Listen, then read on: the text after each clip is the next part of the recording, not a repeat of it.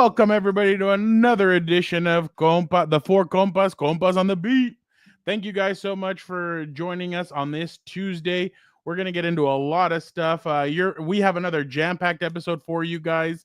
In this episode, we have Doug Kyed, Patriots beat reporter for the Boston Herald, joining us to talk all things Patriots.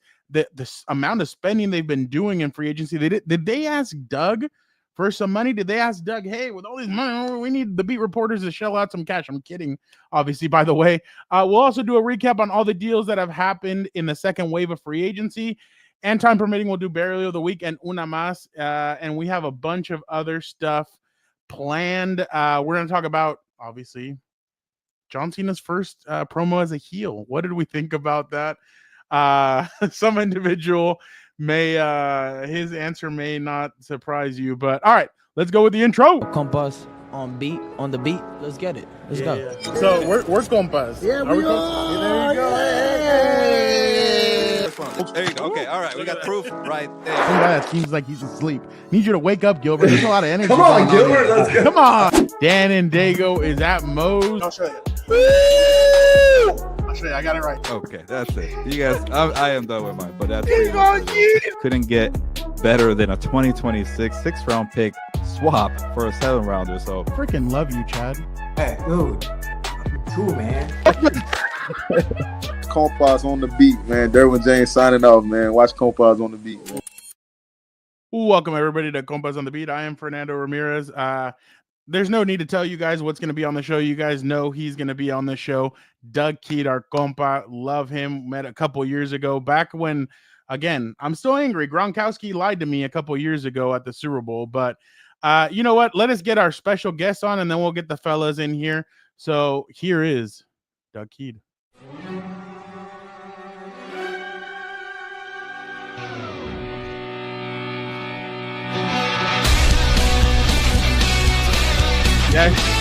Yes. Doug Kyed is on. Doug, how are you? I'm doing all right, Fernando. How are you doing? I am doing well. Thank you so much for jumping on with us. Definitely appreciate it. If you don't mind, real quick, we're going to get our other two guys on here, and then we're going to just chat with you. It's always great to talk to you. How's the weather out there, by the way? Not, it's no Southern California weather, but we're like 50 degrees, which feels warm for us right now. Tomorrow it's going to get up to 60, so not too bad. Not as bad as it was a few months ago.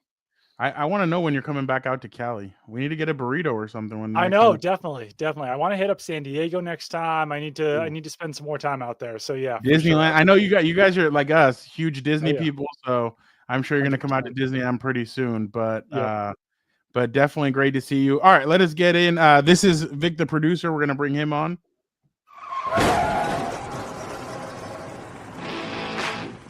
Vic, how are you doing? Doing good. Good to be on here. I got my Boston hat just for Doug Kyed. Nice. Love that. There you go. Vic, do you know why I do Daniel Bryan for I Doug? don't. I share it with the people too. That way Doug people know is what's up. from Washington. So I was born in Washington. Yep. Yeah, born and he was raised. born in Washington. That's his guy. So I hit him with the yes every time he's on. Doug, I know this guy doesn't need an introduction because you know him. He asks you the craziest questions when you're on the show. Doug, this time he doesn't disappoint either. He has a bunch of questions for you. Let's get him in here. There we go. I was about to say, I'm super offended. I wasn't in here to do the yes. True. Yeah. I was robbed of it. I'm sorry, Doug came on. I don't want to keep a guest waiting. So that's true. I love that we have Doug on. Doug, obviously, let's start off. There's a rumor going around that the Patriots asked you guys for money to help shell out, to help. They you know how when you go to mass, they the handouts, for sure. Who can donate? Right. No, but obviously, I'm kidding. Yeah. Doug, just what have you thought about all the spending that these guys have had, and I think they spent over $150 million. Just what has it been like so far in Patriots land?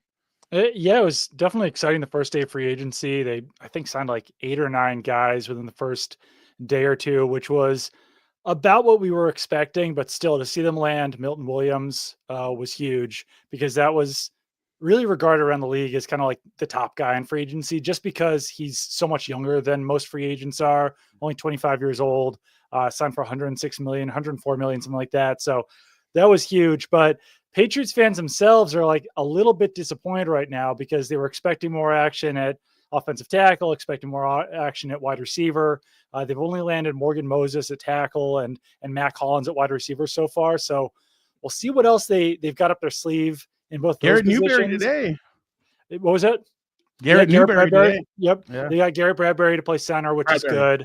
Because they had cut David Andrews, which was a little bit of a surprise, but given his age and injury history, wasn't like the biggest shock, but certainly helps to have Bradbury at center now. Could still swing a trade for a center, but we'll probably be looking at the draft, I would assume, unless they sign Cam Robinson at left tackle. So, Doug, before I turn it over to Vic, how has it felt going from to a guy like Mike Vrabel, who looks like if you ask him the wrong question, he'll just punch you in the mouth?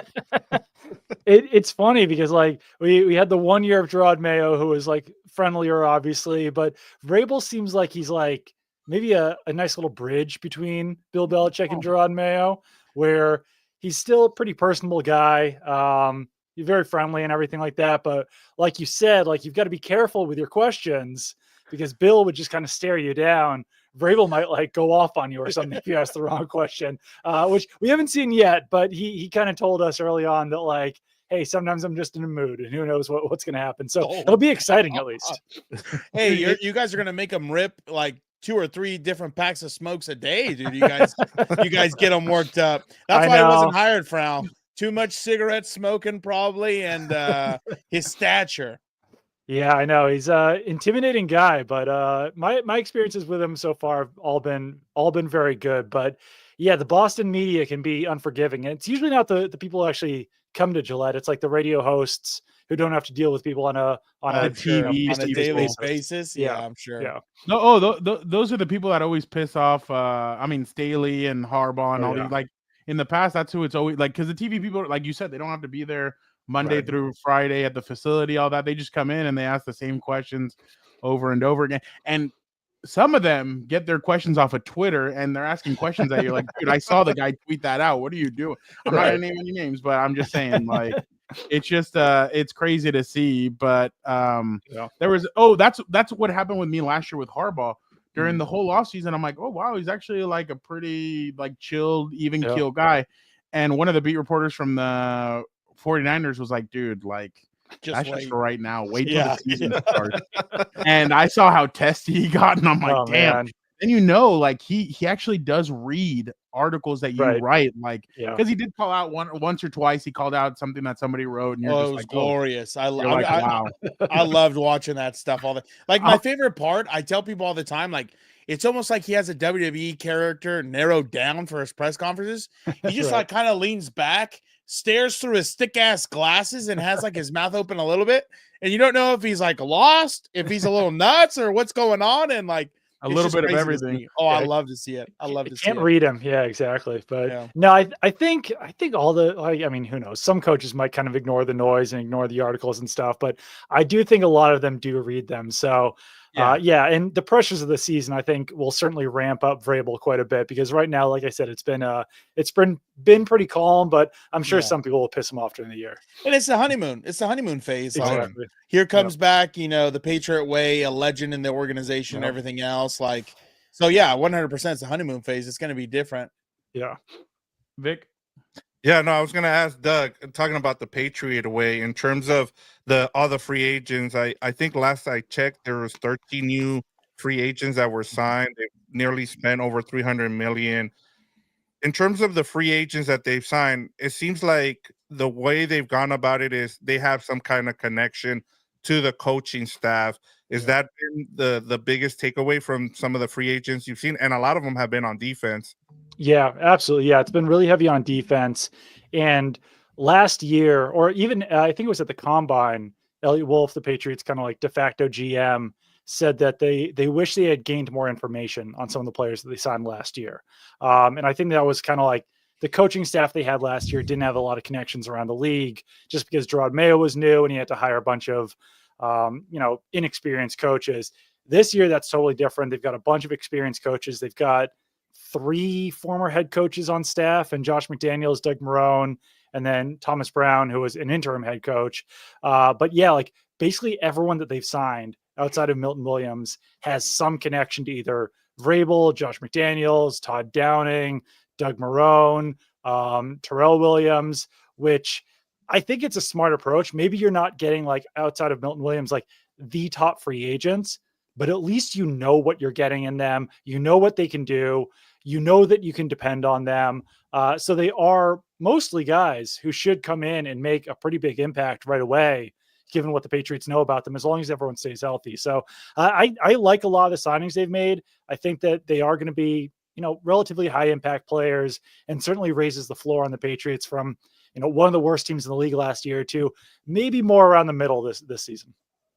Yeah, and I was just going to add too, it seems like it was like, well, we kind of want to but not have that influence from Bill Belichick. This coaching staff has a lot of Bill Belichick influence. 3 of the guys are former Raider players that just came. You have a guy in defensive coordinator, Patrick Graham from the Raiders.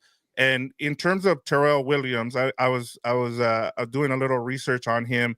There's no connection in terms of with this staff. He is connected to the head coach. He was there with the Titans. So how is that going to work out? Is there still some influence with the Bill Belichick with some of the free agents they've signed? Not as much. It's like it's a pretty new defense the Patriots will be running this year. A lot more aggressive. With Bill Belichick, they were kind of expecting their defensive tackles to like 2-gap quite a bit, allow their linebackers to make plays, not get too aggressive on the edge with the edge rushers, play contain a little bit more. I think this is going to be more like pin your ears back, get after the quarterback, be aggressive, let the linebackers kind of clean things up on the backside. So it's gonna be pretty different. It's gonna be exciting to watch too, but it really makes you kind of rearrange your brain for some of the players that the Patriots are looking for, because in the past it'd be like, all right, they're looking for a 330-pound 2-gapping defensive tackle, or they're looking for like 250-pound plus linebackers who can really thump blockers up front. Now it's like these undersized linebackers, defensive tackles that can get upfield. So it's quite a bit different. I think a lot of the guys currently on the roster who were on the roster last year, like, can still fit in certain ways, but I wouldn't be surprised to see more guys cut as well, just because they don't necessarily fit what Terrell Williams is looking to do on defense this year.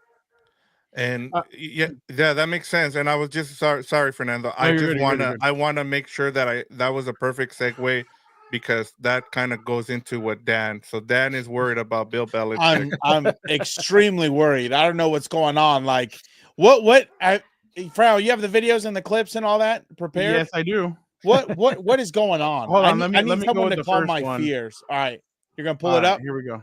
Here we go. Where's this guy? Where's this guy at? Oh no, my bad. Oh, yeah. This is perfect. That's what I wanted to talk about. What are we doing? First off, besides the credit that he snagged someone who could be his granddaughter, I'm surprised he has the leg strength to do that. Like, that's wild. I didn't think it was him at first. Apparently the boy's yoked. But what's going on? What is this? Like, so I seriously thought it was AI. Like, Vic, don't put it back, because Dan wants to know. I thought it was fake. Where's the person I grew up admiring? Where's this guy? There's. Look at that. You see it right in his face. Right in his face. Where's that guy at? Where's the hooded Hold on, figure? Vic, one more. Yeah. Where's the hooded figure? There's also this. Where's Emperor Palpatine? Bill Belichick asking, thank you for the email. I'm including Jordan in this email. Can you include her in anything you send to me? Thank you. See, even she's worried he's going to start hitting up the co-eds and have the same problem that, what's his name? Edragon had at LSU. Ed Ogeron? Ogeron. Yeah. He got a little too friendly with them sororities too, but he was more of a fisherman. Allegedly. He was more of a fisherman. He would just catch and then release. He was not trying to hang on to anybody. Like, not adding them to the Belichick email chains. Yeah. No. What's going on? I'm worried. Like, is he going to be on ayahuasca next? Is he going to be on ayahuasca next? Doing weird hippie things out there in a cave with Aaron Rodgers? Real Housewives of North Carolina. I'm gonna tell you, Island. He could be on Temptation Island next, Doug. It's true. It- It's true. If I see him do a tic tac like Brian Kelly, I'm gonna lose it. It's so hard right now. Like of course I would never say something like I've lost all respect. Like you would have to do something Right. crazy, but this is pushing it. Like my God, dude, God. It's pretty strange, honestly. Like the Instagram boyfriend stuff is wild, and like I've never even tried to do that. Like lift someone up on my legs. Like I don't know if I could do that. Like I know And that there's there a he clip is. of him like Yeah. a few years ago squatting when they did some like joint practice somewhere. So like Yeah. the guy definitely stays in shape. I mean, for 72, 73 years old to be doing that is impressive. But like adding her to the email chains, it seems like she's like part girlfriend, part like personal assistant. It seems like, Yeah. right? Like, Yeah. like during I don't know if you remember last year on the Manning cast, he held up some like email that Matt Patricia had forwarded him. So it seems like Matt Patricia was the guy who's kind of like handling his emails and like making sure that he had everything. It seems like Jordan's taking over for Matt Patricia now in that role. So she could be an offensive coordinator in a few years. Who Oh knows? my God. I just couldn't believe it. I was like, I know. she's really like, how hard? Because like, I get it. Like he's trying to not pay for her master's and get her to go there for free and maybe squeeze out a PhD. But like, what more are we trying to do out here, dude? Like that to me, like I told you, I thought it was AI. I thought it was fake. I couldn't believe it. But I was like, where's he going, dude? Like maybe the breakup, the dynasty and everything else was just so heartbreaking to him. And he's like, I gotta remake myself. Like It's true. he's living like, his best life I down get there. it. Like he has to come out of a shell in college to kind Yeah. of recruit and relate. But like, my God, She's younger than Steven and those other and his kids, Oh, yeah. right? Yeah. that's His one thing. youngest son is I think like 33 or 34. Oh my God. Jordan's 24. Yeah. That's one thing. Like, I know I'm an asshole, but I would love to just get a day pass and be like, I'd like to request defensive coordinator Steve Belichick. First question: how does it feel that stepmommy is like younger than you? Like, I can only imagine Steve's reaction. To that oh yeah, question, and, well yeah. If he's anything like his dad, he'd But probably start yeah, mumbling, and he's like, "We're on to University of Cincinnati." By the way, Doug, She's- do you know yeah. why they pulled out of Hard Knocks? Sorry, I mean I didn't mean to use that phrase. No. Bill checking his young girlfriend, but Oh my God. I don't know. I simply don't know. Like people, he didn't want Jordan on it. what people have written about. Like it sounds like I think PFT or someone, Pro Football Talk, might have said that there was some influence there, but I don't know. It might have also just been the NFL saying like, we don't want Belichick to take this over. We want this to be an NFL thing, and we'd rather have no one rather than UNC do it. But definitely a strange situation for that to leak out and then for them to kind of go back on it, you know? It was just crazy. The whole thing was yeah. crazy. Like, because I'm not gonna lie, I would love to see a Hard Knocks with him or an Amazon Prime Yeah. All In or something. Like, Definitely. that would be super interesting. Like making the jump. Yeah. But like, yeah, like I don't know if you saw today. Like, supposedly Dion wants to have them for their spring ball like practice or game scrimmage or whatever.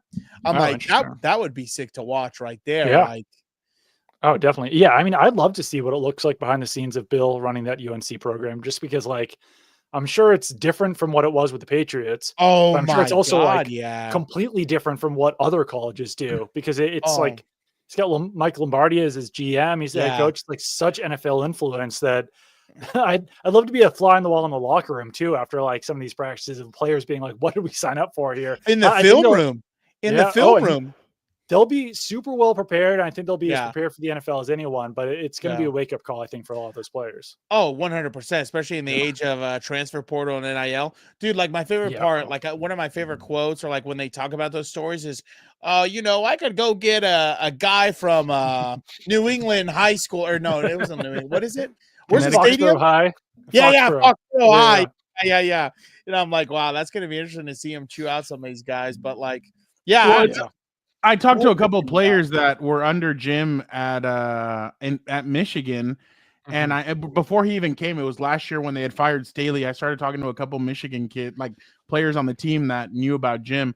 Mike, what attracted you guys to go to Michigan? They're like, dude, like you knew that guy was going to prepare you for the NFL. Same thing as when USC hired Pete Carroll. Same thing as a lot of these guys. We knew if we have them as our head coach, we're going to be prepared for the NFL. Their practices are going to be like that.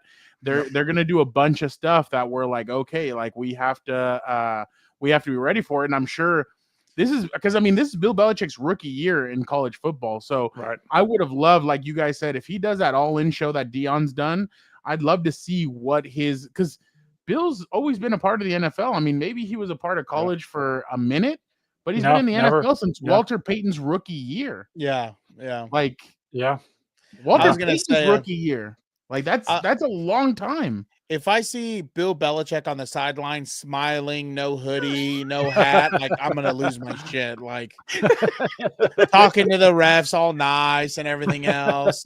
I'm gonna lose it, dude. I'm gonna lose it. Doug, what? Oh, go ahead. Sorry. I think he'll go back to his old ways once the season starts. But like, who knows? As long as like Jordan's pretty active on Instagram, so I think that we're going to continue to see quite a bit of Bill on there. Like, oh my, love changes us all, Doug. Yeah, love changes us all. Apparently, truly does. Yeah. Someone was suggesting the number of pills he has to take in the chat. That's an interesting stat right there. He's got to keep up. That's why he probably got the Insta face when he announced it on Pat McAfee show. She's Willy Wonka and he's Charlie Bucket trying to got a golden ticket. Dude, are you kidding me? If that guy would have said he's single at a New England bar, he would have had 100 women. He didn't need to settle for one. He's probably a legend. He's probably still highly regarded out there, right? Everyone loves Bill. Yeah, Doug, you guys never had to write anything about like that eye ring that caught him leaving like a like that. Oh, that was. I did not have to write about that. I don't think anyone at the Herald did, but I forgot that happened. I think that came out when we were in like Germany or something during a trip. So yeah, it was. Was it the Germany trip or was it London? I forgot that came out. Yeah, that was wild. It was hilarious because I think you even saw like snow or it looked really cold. Dude's out here bare chested. He didn't even care. So did anybody like have the balls to ask him about it or no? Oh no, definitely not. Okay. No. Oh, I would have died. Dude, too bad.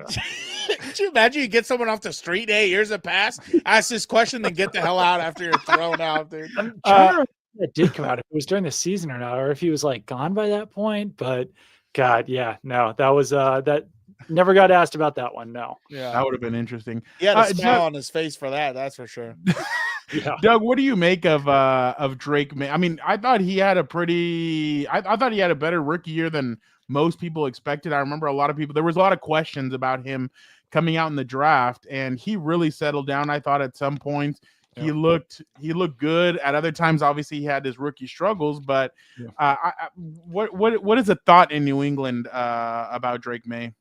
Yeah, people are really high on him. Obviously, not a lot of winning last year, but showed a ton of potential. There were people on staff who thought of him as being like the second or third best rookie quarterback when he first came in. And then by the end of the year being like, no, this is the best guy. Like this is the number one guy, even above Jaden Daniels after last season. And obviously that's people who are working with them. So they might be a little bit biased, but just the combination of like, he's got a great attitude behind the scenes. He was really accurate last year, big arm. Yeah. I think he's faster than a lot of people thought he would be too. Like that was one of my number one takeaways watching him last year is that he would start, running around the corner. He'd be like starting to turn the corner, and he was like beating safeties. He was beating corners to the edge, which I didn't know that he was that fast. I don't think that always showed up on tape at UNC, but he's got the rushing yards to prove it. He was a great scrambling quarterback last year. I think they'll probably have some more designed runs for him this year too, just because Josh McDaniels liked to do that with Cam Newton during the one season that they had him here. So I think a lot of the potential is going to be unlocked next year, just as long as the offensive line can protect him. He's got some people to throw to, which right now are still concerns because, like I said, like there's no one at left tackle right now, and his top wide receiver is probably it's Kendrick Bourne, Kayshon Boutte, Jalen Polk, Javon Baker, Matt Collins, Demario Douglas. Like it's a bunch of number threes. There's not even a number one or number two in that group right now.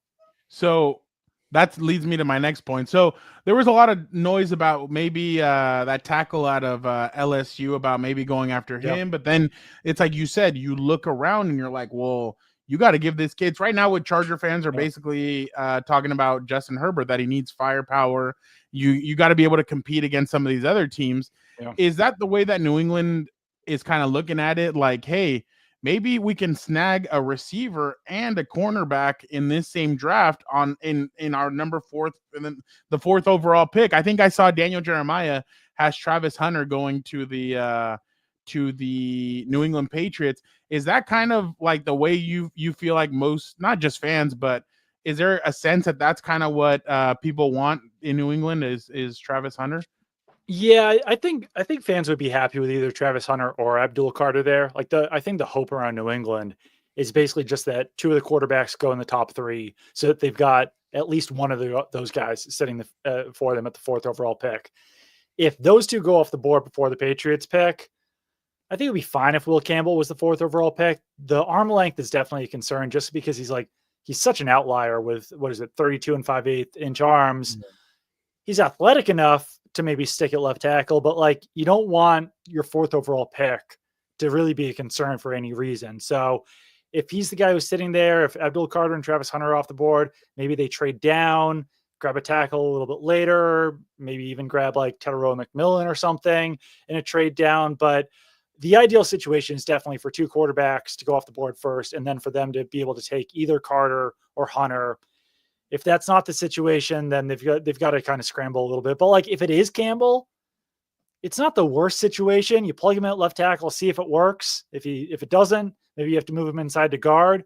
But offensive line is such a need that I don't think anyone's going to complain too much if they wind up with who's regarded as the top offensive lineman in this year's class.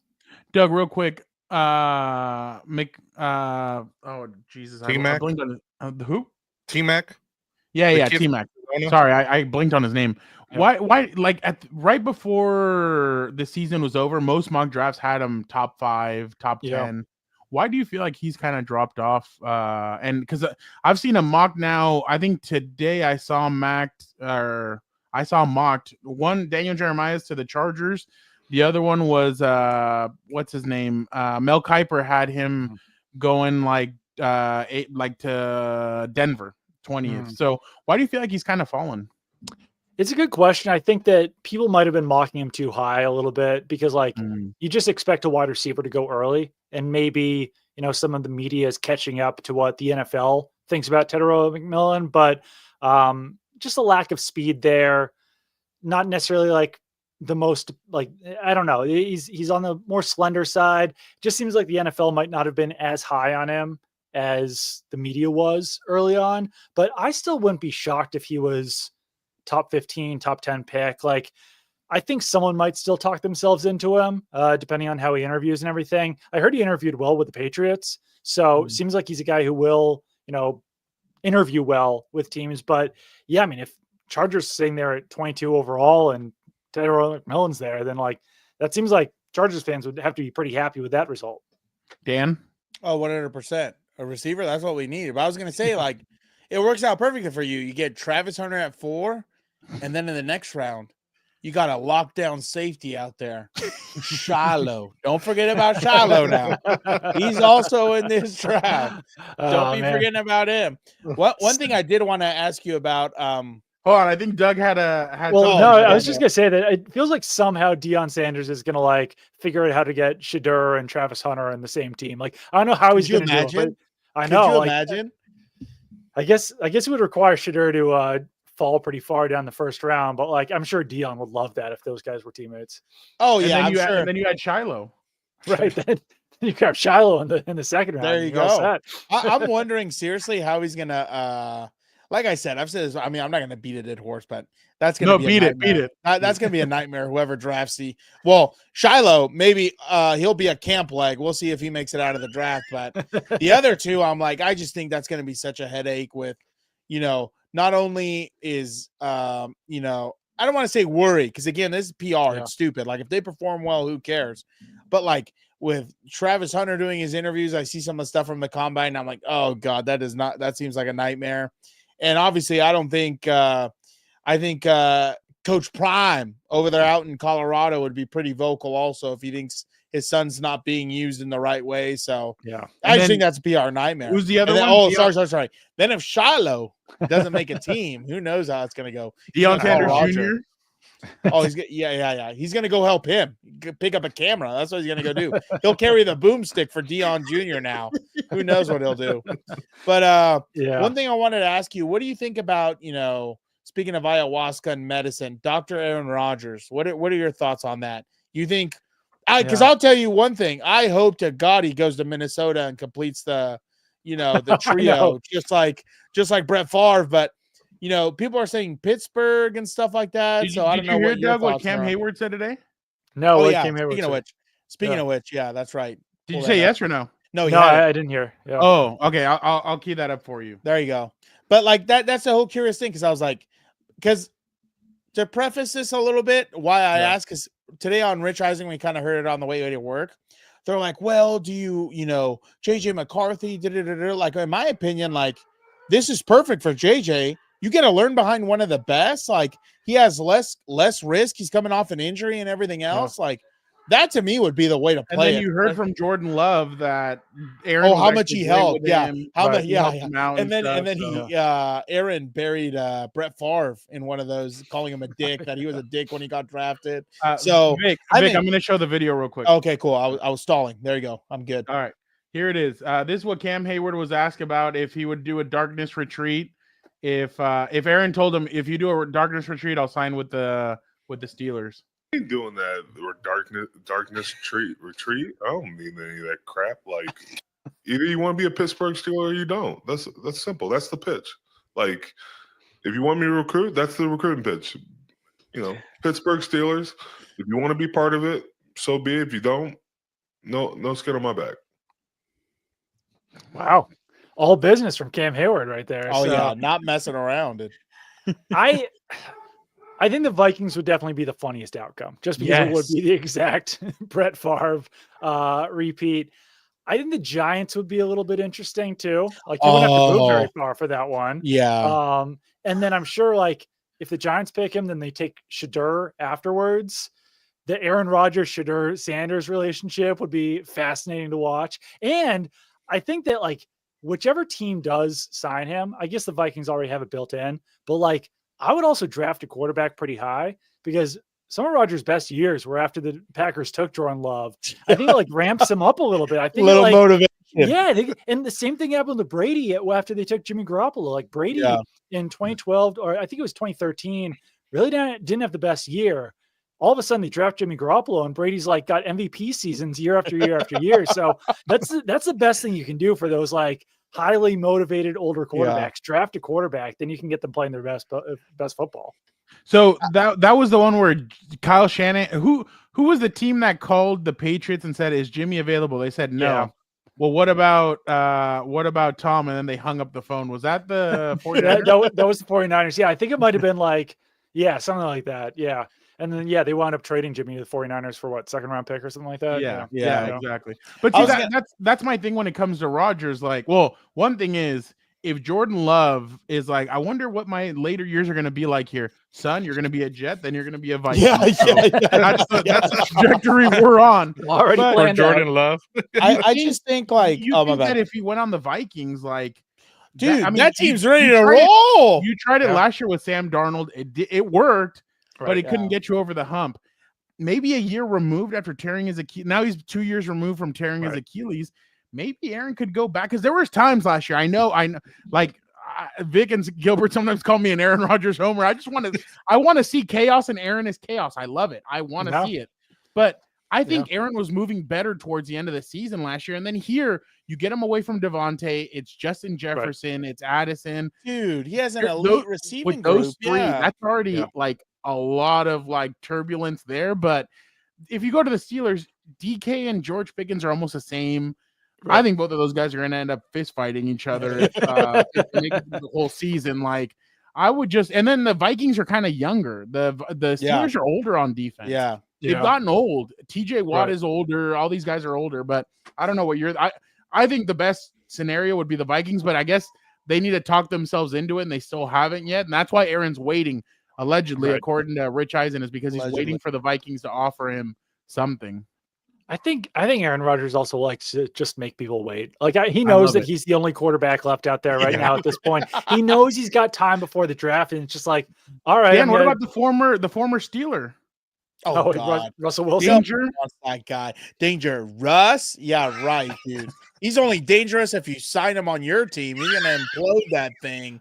I think Russell Wilson might be Aaron Rodgers' number one hater right now, because you have to assume that like he's not going to sign until Rodgers does. Like teams are waiting on Rodgers, then whoever doesn't get Rodgers will sign Russell Wilson. So like Wilson's probably the most impatient about Aaron Rodgers right now. Yeah, I bet. You missed it at Radio Row. Jameis Winston was all over the place. Like, dude, it was so ridiculous. It was so ridiculous. I was like, I wonder if he's this active in the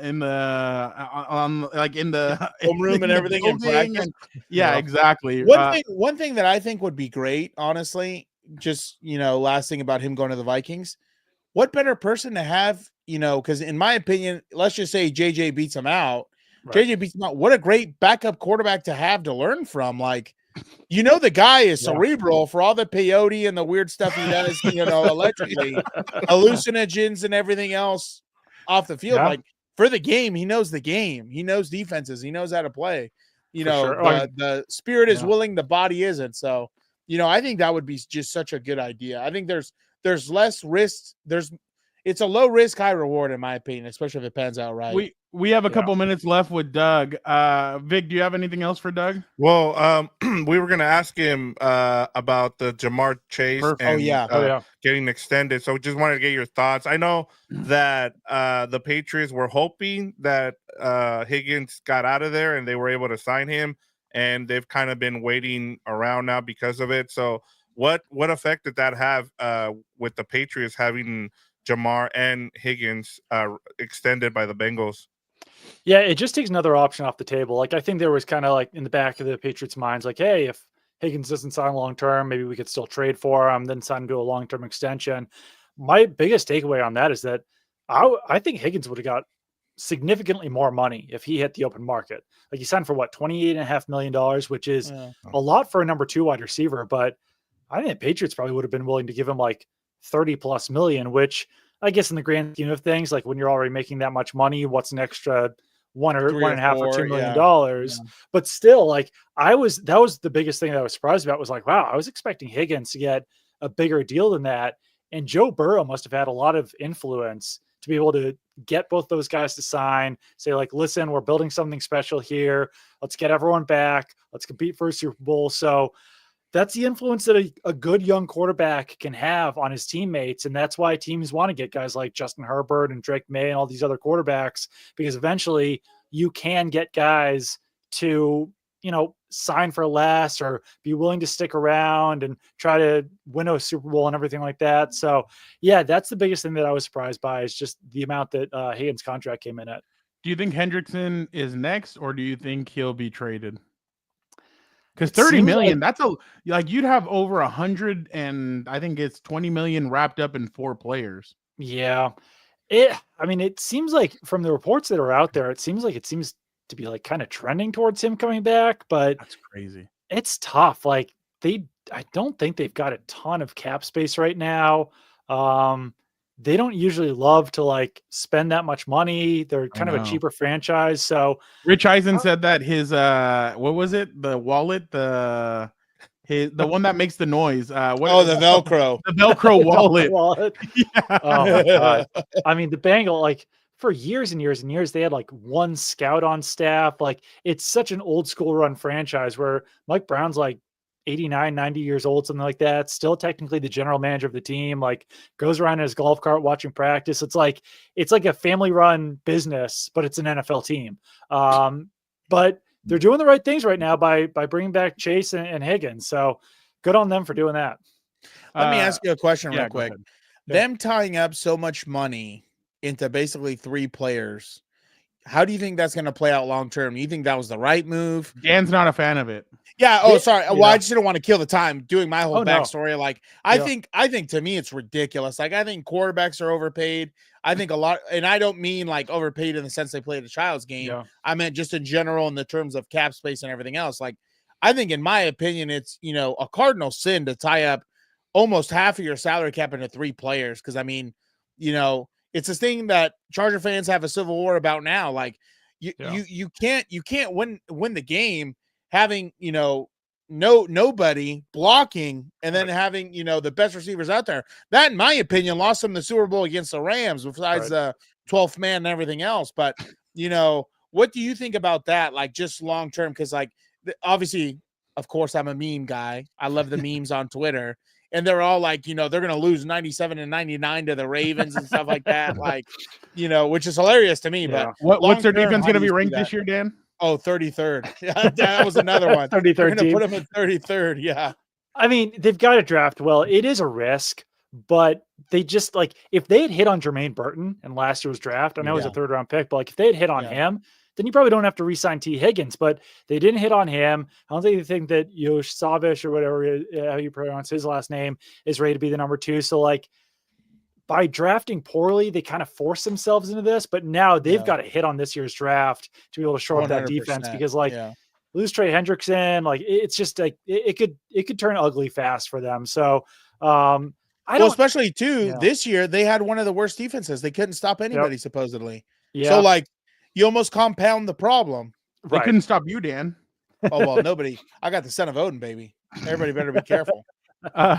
Doug, last one for you before we let you. And again, thank you so much for jumping on with us. What did you make of the John Cena heel turn? Oh, I liked that. I was watching that live because I wanted to see what was going on with The Rock and all that weird talk that he had before with his promo. So I was pumped about it. Like it's so few things in wrestling like really shock people, and that one really did surprise me. So I haven't been keeping up so much week to week now at this point, but just because like I was kind of a lapsed fan for a while again, and I have a hard time figuring out like who's on Raw, what's on SmackDown, whatever. So I'm more of a pay-per-view guy at this point. So I'm psyched about WrestleMania. Maybe I'll try to watch Raw and SmackDown more leading up to it. But I think it was the best thing they could have done is turn Cena heel rather than turn Cody Rhodes heel. Yeah. And it all ends, I think, in Boston. John Cena's run supposedly it's going to end in. So you got to let us know how that happens. Their last show on the year is in Boston, so I might make my way out there if I get. Oh man, that'd be sweet. Yeah. So it's gonna be. I hope they send you to cover it, Doug, because that's a big story. I mean, I know, right? That's it. Like, and he's not gonna be like Ric Flair taking a beating at 75 years old and having a heart attack. You never know that. You never know that. But I was gonna tell you, I wouldn't be so sure. Also, I like that it's on Netflix because the other day they were in Brussels. And at 12 o'clock, they just showed it live during the time that Raw was in Brussels. I'm like, this is perfect. Unlike the people in Europe spoiling it for us. Yeah, exactly. I was going to say, I would have loved, hurry up. I would have loved seeing Cody Rhodes turn heel because I saw all the memes about Homelander. I don't know if you watched The Boys. That would have been hilarious, dude. But like, seriously. Yeah, I was going to tell you, you don't even have to watch week to week. I like just watching the highlights, honestly, on YouTube. Sure. Yeah, that just makes it a little bit easier. Looks like Saturday night main event, Boston, Massachusetts, December 13th. So I will try to be there for that. Yeah. We'll see. If you should. Let us know. If that's his last one, I'm definitely. We'll for sure have you on after that again for sure, so you can tell us what it was like. Like, I hope you watched them on Monday. The way they cheered his ass and booed him, like that was peak. I had, you know what was one thing I had missed, and my bad. I know you got to get out of here, but I had missed when they would play a song. Doug, that means he really likes you, by the way. And that would, I do. One of these days, I'm gonna have to meet you and get you a drink. But I love when they would play a theme song and they'd go, John Cena, Oh yeah. Like. But on his way back, they just been quiet. And I'm like, no, I don't care if he's retiring. Do it. You got to still do it. Oh, 100%. Yeah. Oh, yeah. Back like amazing. 10 years ago with that. No, it's glorious, dude. That was the best. There you go. I might have to take, if I go out there for his last show, then I might have to take Dan with me so you can there you go. Why not? But, when is it? December 15th? Yeah. Doug Kyed, thank you so much for jumping on with us. You are the best. Tell the family we say hello. Thank you so much, and thank them for letting us borrow you for 45 minutes. Exactly. You are the best, and we will see you soon. Thank you so much, Doug. Our Bill Belichick insider. Exactly. Always good to talk to you guys. I'll see you guys later. See you later, everyone. That was Doug Kyed. Thank you so much, Doug, for jumping on with us. Dan, you got excited. Oh yeah, I love that guy. I always love, especially when we talk about Bill Belichick. I feel like that's what always ends up happening. We're on for like 20 minutes, and half of the time we'll talk about Bill Belichick in North Carolina and stuff like that. Vic, when we talked to Doug when the Patriots played the Chargers, I told him like, hey, I don't think you've ever experienced this, but my brother's now on the show, like on the What's Up Bolts. He usually doesn't do interviews, but he kind of wants to do this one. I'm getting him more comfortable. Is that cool? He's like, yeah, bring him on. How is he? I'm like, I'm just gonna let you know, like he is gonna ask you some crazy. He's like, he's not a reporter. He's like, really? And I was like, yeah. He's like, I can't wait. And he just starts asking him all kinds of stuff.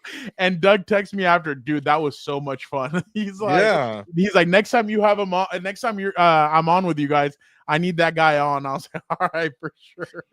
So see, that's what I love when we have guests on that know our shtick. Like, it's our thing. Yeah. Like, hey, like Eric. That's why you're a compa. Like, hey, you know what we do here and how we do things, and honestly, that's what makes us. So yeah, I mean that's awesome to hear that, because it's hard for some people. Like, hey, what the hell's going on here? But dude, I don't know if I told you when we were out there on media night, I wanted to ask Sirianni one simple question of had he reached out to the few coaches who've beaten the Chiefs in the playoffs, and like I couldn't do it. Like I felt like there was like a lump in my throat, and I was about to puke and everything else. I was like, whatever. I'm not gonna ask him shit. Vic, I do need to show you this. I know you'll get a kick out of this, but I got you. Go ahead. Let me see if no, it's not share screen. It's a video file. Hopefully, it's not too big. No worries. No, and I was just gonna add. I remember last year at media night, there was a couple of guys who do tape. Like their whole thing is to kind of break down tape. And then I saw them, and you could tell they've never asked questions. One of them was asking Chris. I think it was Chris Jones or someone else. I forget who it was. And all of a sudden, they blanked out. Like they blanked because they were they asked the first question and they weren't ready for the second, like to ask him. And then he's like, you know what? Never mind. I'm sorry. I'm not used to asking questions. And that's how you know that they're not in that environment. They're not used to that environment. But it still happens to me sometimes where I'm like, oh, I had a point, but I can't remember what it was. Right. So I'll just make something up. But look, this is what happened on What's Up Bolts the other day, Vic. You'll get a kick out of this. Yeah. You don't need them to be the number one. You know what I mean? Like, that's what I'm talking about. You need to bring in someone who can catch the football when they're open. Is that too much to ask? Can I put a questionnaire out to all these free agents and say, do you catch the ball when you're open? Checkbox yes, checkbox no. No, fuck off, don't come to my team. Or yes, come on over. I need more guys like that. Okay? But I think Keenan and Mike and Ladd would be very serviceable. I don't want to hear the horse shit of, oh, well, Ladd and Keenan do the same thing. I need guys who can catch the ball when they're open. Open. Is that too hard to ask? Is that too hard to ask? So what's the question they're going to ask again? It's going to say, do you catch the ball when you're open? Check yes or no. No, fuck off. Don't come to my team. Who are ya? That's what we do at What's Up Bolts. We shit house. That's what we like to do. Speaking of which, Dan, what there? Vic, you don't have to put the. I was waiting for you. Go ahead. You're good. Dan, what's one of the nicknames that you have for a certain compa that hasn't been on with us in a while? Well, Gilberto. What's one of the when he switched teams? What did you what was that nickname that you called him? The Gilberto. Oh, Gilberto Ramzano. Okay. Yeah. So today, SI released an article. Oh, they debated which team which free agent will make the biggest impact. Dan, if you had to pick a team that Gilberto chose, what team do you think it is? Oh, he picked the Rams, didn't he? No. It was the Raiders. The Los Angeles Rams reverting to their old ways of betting on big outside veterans, says Plenty. Adams could be the missing piece to help a young core in Los Angeles. So he took the Rams, Dan. He's a big Ram guy. Ramzano. Big Bay and Les Mead made the difficult decision of swapping Cooper Cup for Adams. Really? There you go, Dan. Hard? You see that? You see how excited he gets? He almost gets like a twinkle in his eye probably when he types this. He gets so excited. I can't wait to draft night because he's gonna be like, they draft always so well and they don't even send anyone to the combine. Roberto Ramzano making his appearance. Signs Aaron Rodgers or forces him into retirement. I love funny. Connor Orr's takes. Like they're so funny. Yeah. He was awesome when we had him. Yeah, and he does the thing I like about Connor too is that he goes kind of off the beat. Like he doesn't follow what everybody else is doing. Some of his stories also. Well, that's the cool thing about Connor that I remember he caught flack where he wrote after the Houston Texans Chargers game, we have to start blaming Jim Harbaugh for we have to blame Jim Harbaugh and Joe Ortiz, not as much Justin Herbert. And he wrote in his piece, but that was just the headline. In his piece, he said, we do need, like, Justin Herbert deserves blame, as all of us said he did, but that was his issue trying to go in there with lame duck receivers, except for probably one, and multiple tight ends that drop passes. Dude, if you saw some of the passes to Ladd, like you could tell he's just zipping it in there, and it gets through or it gets past 3 to 4 defenders. Like, what are we talking about? Yeah, and that's the one. That's the one that he caught for the 70-yard touchdown. Yeah. But Connor usually there was another. Oh, he put today that the Vikings need to sign Aaron Rodgers. That the NFL needs that. Yeah, and I agree. That's where I like. If I had to choose, it would be that. Or not. Damn, Doug kind of talked me into him going to the Giants just because if they draft that would be so much fun to see. Yeah, that makes a lot of sense. But I think anyone going to the Giants right now as a quarterback, I think is going to be a mess. I don't think that place is. Well, everybody's saying it because they have Malik Neighbors and they have. But I'm pretty sure they still have one of the worst offensive lines. Well, not just that. The problem is too, you have a lame duck coach and a lame duck GM. They're on the brink of getting. And the Vikings are ready to go. Like, it makes so much sense for the Vikings. Like, the other thing too, we haven't talked about it, but. What the hell are the Steelers? Do you traded for a receiver and you're not gonna have? I saw a comment on here that was great. They're like, I guess they signed DK to all that money to block on the edge, and it's like because you're just gonna have them run at. That's hilarious. Yeah, that's hilarious. Yeah. I mean, what are the Steelers doing? And then you showed that video with and it just tells you that I don't understand what they're doing. Like. You're just gonna bring back Russell Wilson, and that's what you're gonna do. You better hope that Aaron Rodgers picks the Steelers. But at this point, it just seems like if I was Rodgers, I go to the Vikings. Oh, yeah, I agree. It seems like if they do miss out on Aaron, that probably is their plan C. I think that's their plan C. And I think them drafting Jackson Dart in the first round is now going to make sense. But the problem is the last time you rushed something like this, you missed and you went Kenny Pickett. And exactly. And now he's a Brown. I mean, he got traded to the Eagles. He won his Super Bowl ring. And now he's on the Browns and he's telling the Browns, I'm ready to be the starting quarterback of this team. And it's kind of like, are you really though? Like and you know what? I'll give Stefanski a lot of credit. I think Stefanski's a great offensive mind. Head coach, I still have my questions about. But I definitely think that the Aaron Rodgers is going to be the domino that drops. That's the next wave of dominoes that drops. What's going to happen with the rest of the quarterbacks? What happens with the teams that are needing a quarterback? Because I mean, I still think that probably a third of the NFL really needs a quarterback. I'd say 2/3 desperately need a quarterback. So, I'll say 1/3 desperately needs one, 2/3 need one, and then 1/3 I think they're covered, like the Patriots, the Ravens, the Chargers, the Chiefs, all those teams. They are covered, but there's some that aren't very covered. But yeah, I can't wait to see what Aaron does.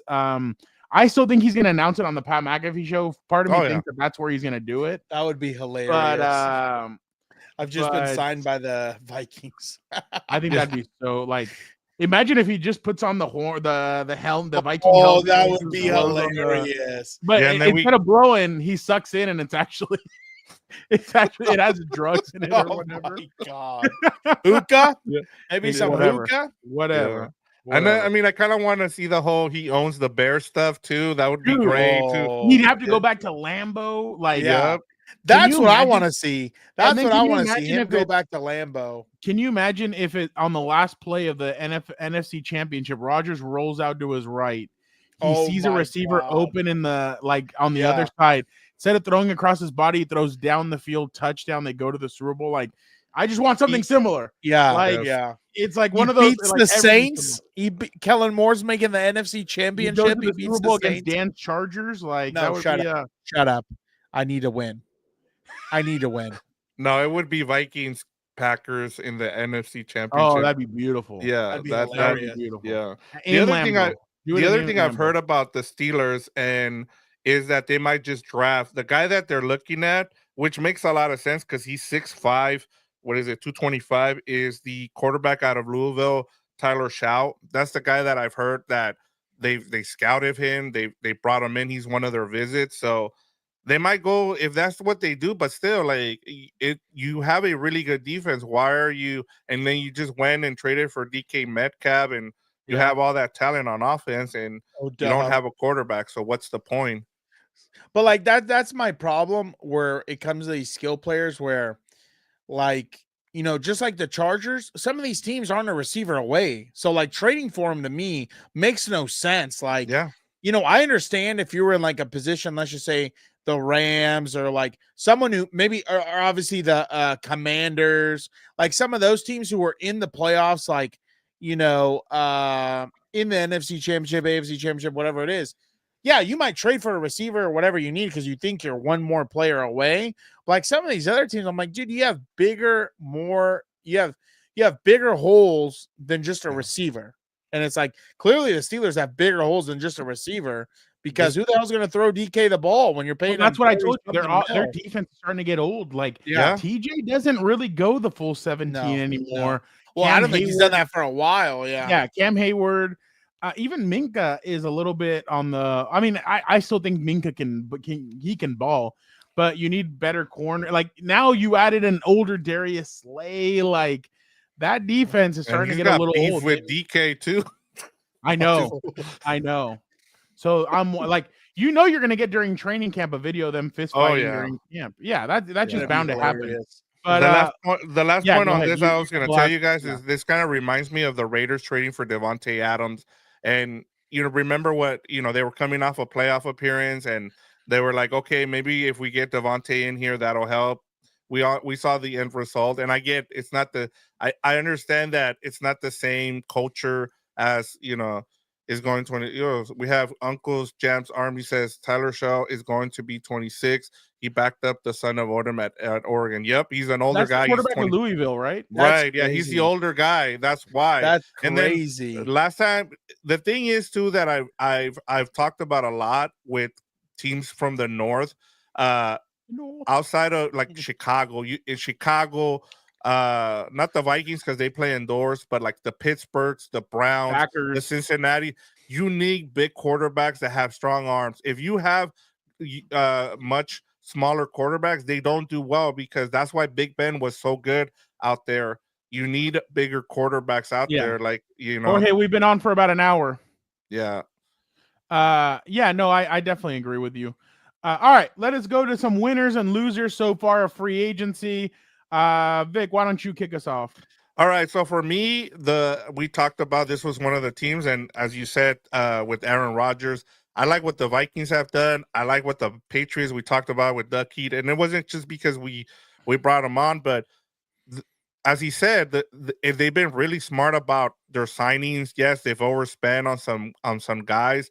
The only one that I would kind of I was gonna ask him just because we didn't have a lot of time on there, but them losing Christian Barmore to block Klutz last season was a big reason why they overspent on Milton Williams. So outside of that, they've brought in a lot of guys who kind of fit that coaching staff. So that's why the Patriots, and then the other one is the Colts. I understand, like they know they have a problem at quarterback. They don't trust their quarterback, so they went out and they brought in a backup. And one thing with that GM, that I've always been critical of with him is the fact that he doesn't go out and sign free agents. He just relies on the draft. He went out and he really solidified that defense. He went after their weaknesses with a lot of their safeties. They went with their safeties and cornerbacks. So I like what they've done. So since we're doing just winners, those are my winners right now. Who did they bring in as a backup quarterback for the Colts? Oh, Jones from the Giants. Oh, yeah. That's gonna be interesting. Yeah, That's which going to gives be which gives Gilbert's guy competition there. Yeah. That's his Anthony dog. Richardson. Yeah, that's his guy. Dude, Remember? if you get beat out by Daniel Jones, Yeah. And Daniel Jones, there's good upside to him. So I mean, who knows? But what was Anthony Richardson drafted, like 5th overall? Number four. Oh my God, dude. Just absolutely insane. And we saw what Pat McAfee had to say, and I know Pat McAfee that was glorious. Knows that team. Yeah, I mean, yeah. So I'll go next. Did you go winners and losers? No, you just did winners. Okay, winners. You do winners because I want. Dan only has losers, which I love. Exactly. All right, let us go. I'll go Rams. I'll have the Rams, and not because of the Devontae, the Tierra Tart to me, or Tierra Tart. Puna Ford. That to me is a huge deal. I think Puna is going to plug up what they need. He's exactly what they need. He's going to be able to help guys bounce out. He's also like Tyler Dragon said, he's also a pass rusher in a sense. Like he's good at that. He's able to do stuff in that area. So I definitely think that he's going to be really good when he's called upon. So I definitely think that he's going to be good. And obviously the Devontae Adams, I mean, he's going to be a better route runner than Cooper Kupp. He can still ball. We saw he had almost 200 games in a game last year with the Jets. Yeah. And he missed 3 games. Yeah. Well, the 3 games were because they were trying to trade him. Remember? So yeah, it was this is a good question from Dano. He said, yeah, they did. Rams have been asking about the Ram fans. They signed an inside linebacker, Nate Landman. So we'll talk about it on House of Horns about that. But yes, and because they lost Roseboone and what was the other kid? The other kid's name, Jacob something. I forget his name. But yeah, they lost 2 linebackers. Jorge, Dan and I. Dan and I will be jumping on Thursday afternoon to talk about all the moves that the Chargers have made so far. We're going to talk about Mekhi Becton, and we'll talk about Andre James. I did speak to some Raider people today, and I asked them about him, so we'll talk all about that on Thursday. And I got some good information on him, so that'll be UCLA guy. Exactly. There you go. I went with the Bills as winners. I thought the addition of Josh Palmer is going to help them. Again, they're guys that spread the football. I know that he is not. I know that I told the radio station when I talked to them in Buffalo, I'm like, he's a 2-3 catch guy in a game. Buffalo likes to spread the ball. That's exactly what he is. Now, can he stay healthy? That's the question. I also like the addition of Joey Bosa. If they're going to make Joey Bosa a 3rd down pass rusher, he's exactly what they need then. That's exactly what Joey needs to be doing. He shouldn't. I know he's still only like 29, 30, but he's going to be a guy. He's going to be a guy that they're going to definitely Uncle Jam's Army. Winners, every Raider signee, a team provided bail bonds available 24/7. Joey, I think Joey will be a good 3rd down guy for them. And then I think Buffalo knows exactly what they need now. Well, I mean, who knows? We always. I was about to say that's horseshit because you've seen this. Yeah, no, you're right. Now, my question is about the Bills. What's up with James Cook? Because he's looking at some of these running back numbers. I'm like, James, you're not Christian McCaffrey. You're not. Yeah. Oh, he looked at the Saquon Saquon his brother is the big PR person. He's like, oh, he's gonna get the bag, and I'm like, oh no. Is he a free agent? It was a Saquon Barkley contract that he saw that he's like, oh, I definitely deserve this, buddy. You don't. But no, you don't. Are you jumping backwards like over people? Yeah, I didn't think so. Exactly. I don't want to hear it. All right. My next winner is Jamar Chase and Micah Parsons. Why? Because your 2 dumbass teams waited way too long to sign you. And now one of them got paid for $40 million. The other one's probably going to make $43 million. He's going to ask for $43 million. So I definitely think that both of them are winners just because of the money aspect of it. Because, I mean, that's exactly where we're at now, where Cowboys, Bengals are waiting too long and guys are getting overpaid. So I won't say Jamar Chase is completely overpaid, but Micah might be in that category of whenever he signs that deal, he's already going to be overpaid. And you saw, I forgot to ask Doug about DeMarcus Lawrence and Micah Parsons going at it on social media, but we'll get into that in a second. But those are my winners. I'll go with my losers next. The Giants, they have no answer at quarterback. Their offensive line, their head coach, and their GM are under fire. I just feel like we're going in kind of in a Chicago Bears 2024 where it's a lame duck coach, well, no, the GM isn't lame duck, but I think Eberflus or that was Eberflus. Yeah. That's why I had said last year, just go get the head coach now. Bring him in with Caleb. Now Caleb has bad habits that he carried on from college, and he might stick to those bad habits. I don't know if Ben is going to be able to get that out of him. You already saw a few photos of him. Oh, yeah. Next one, Pittsburgh Steelers. How the hell do you go get a $30 million receiver, trade a second-round draft pick for him, and you don't have a quarterback? So, and then they're not making any moves to make that defense a little bit younger, a little bit more athletic. They fixed up the offensive line, but then the two running backs that they have, I just don't like. The Warren guy reminds me a lot of Austin Eckler, and Austin wasn't a 3-down back, so they're going to kind of miss. Yeah, they got like a third down running backs like that. Yeah, I don't understand that either. That's going to hurt them. I saw the Chargers. I know that Austin got 20 touchdowns in a year, but it hurts not having a Najee Harris, and especially for the price that the Chargers got Najee for, they should have just re-signed him and let him stay there. But I guess they didn't want that. And then last one, the Bengals and the Cowboys. Why? For the reasons I just said.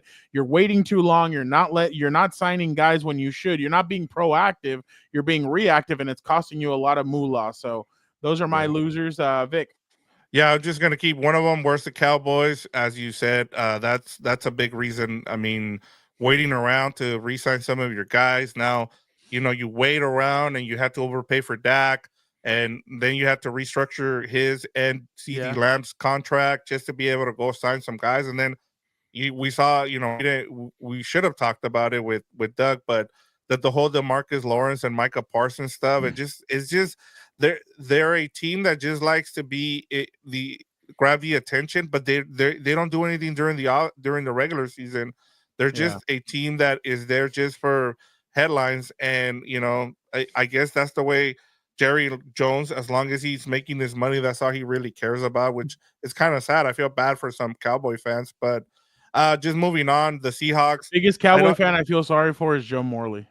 My God, he's gonna have a stroke. Yeah, well, I have two of his teams on here. I have the Cowboys and the 49ers, but Seahawks the Seahawks haven't done a lot. I just don't understand what their moves are. Like, you go from Geno to Sam Darnold. Like, I understand that people are still they still think Sam Darnold is the guy that the Jets, who quarterbacked the Jets. He's not that same guy, but I still don't think he was worth $30 million. Do I think he's an average quarterback? Yeah, like, he's going to be fine, but I wouldn't have paid him the amount of money that they gave him. And I guess in the end, it was it's a 1-year contract, which I guess makes sense, but trading away DK, if you're going to you kind of restart the whole process and rebuild, I guess it makes the sense. But at the same time, guys, like, they were one tiebreaker away from winning the division from the Rams. So I just don't understand why not just keep building on this team. And then the 49ers, I guess the bill finally came due for them. The reason they're losers for me is because you had 2 cracks at this at it, and you came up empty. And you see the Eagles, who got 2 cracks at it, and they both were able to win Super Bowls, and you didn't. That's the thing. You're having to watch the Eagles win two Super Bowls while you came up empty, losing twice to the Chiefs. So that's why they're my losers. And I'm actually gonna post Dan's losers here because I wanted him to go through it here. Oh, there you go. Good. I was about to say I don't remember, but especially too, they tried to go all in with re-signing Ayuk. and then they don't even make the playoffs. Like, what are we even doing over there? But anyway, real quick, my loser, Cincinnati. You're stupid for signing both receivers back, having 40% of your salary cap and 3 players. Bad idea. Good luck. Having the 35th defense in the league. Pittsburgh, just like we've talked about, no idea what the hell they're doing. They're just over here spinning in circles and throwing darts at the board, seeing who they can trade for or what they can do. They have no plan at quarterback. I don't think it's going to get any better there. Jets, you signed Justin Fields. I don't think that's an upgrade over the good doctor, but, at least you'll have a hell of a running back. So Pat McAfee, he's not a loser. I love my guy. I just feel bad for him because he's got another year watching Anthony Richardson, and now the backup is Daniel Jones. God only knows how that's going to go. Miami, you're a loser because you still have Tua Tagovailoa, however you finish his name. And I think that one's going to be bad. I think that one's going to implode pretty soon. I mean, the Mill Hunter is there now. Especially with, they made him do a video for the stupid Instagram. Like, really? That's the player you choose, the backup quarterback? Like, what are we talking about? Then also the Browns, losers. They're going to be losers for a while because they still have the expert masseuse enthusiast over there who has his overall ratings and everything else. The fiance is also, well, I guess she would be a winner actually, but I'm sure she's his personal masseuse now. So yeah, those are all my losers right there. I think it's a bad idea. Cincinnati, to me, I think that's going to implode pretty quick. There he is. Cowboys are still America's team. See, wow, turning over a new leaf. We got to throw some silver on that profile pic now. Some silver and some blue. But yeah, those are my losers for me. I think Cincinnati's going to implode pretty quick. I'm honestly going to laugh if I was a year ahead of Mike Tomlin's first losing season. So, oh my God, what's he talking about? Trust Jerry Jones over better than Dean Spanos? Yeah, maybe 30 years ago, guy. 30 years ago. That's what I was talking about with Dan this morning. I'm like, when Jerry was good, when free agency really wasn't a thing. Yeah. Like when you had full control of the players, they couldn't leave basically. So that was that's definitely, I mean, ever Jimmy since then. Johnson, when he had Jimmy Johnson. Well, but that's why when you bring a college head coach in that knows what he's doing, like Jimmy Johnson, Pete Carroll, guys like that, they know the college game and they know the next 4 rounds of players that are coming out because they've recruited all the top players, all the shitty players, all the 1-stars, all the 3s. That's why I think Jim put that in the guys' locker rooms to show them, hey, this is what you were, and look, you're in the NFL. I mean, Vic, there was one day when I'm walking around and I started looking at all the stars, and some of the Chargers' better players had 1-star, 2-star. I think Justin Herbert was a 2-star or 3 coming out of high school. So there's a lot of guys that you just look around and you're like, wow. And then there's even some guys that are, I mean, not at the top of the food chain, but they were 5 stars, and you're like, oh wow, like you're okay, but like you're not what you were once said to be. So yeah, I used to watch that Elite 11 thing with the quarterbacks.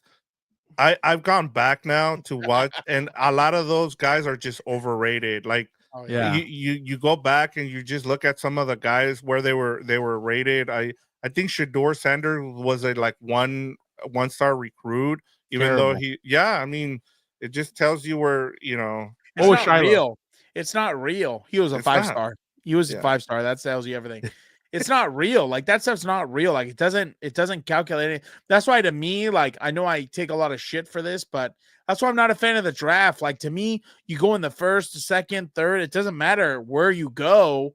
It doesn't determine success. Like that's why to me, like the way they try and hype up the draft, I'm like, dude, the odds are half of the first round is going to crap shoot out. Like, you know what I mean? So he was a 3-star. Tyler was a 3-star.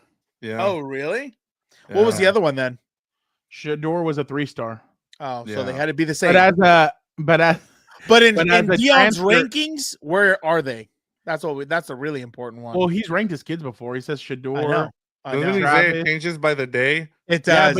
But one day he said Shador, then Travis, then Dion, then Shiloh. Then he Dion put Travis over his real kids. Yeah, that's hilarious. Yeah. Oh, Joe.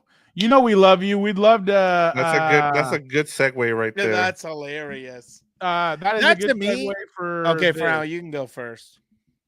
This is your time. This I is know your you. time. I know Here, you're let me get- excited. Hold on. Give me there we go. That was glorious, dude. It was so electric in there. It was crazy. Dude, It was so awesome to see. But well, Frau, you can go first. You can go first, Frau. This is Why your you- time. Because No.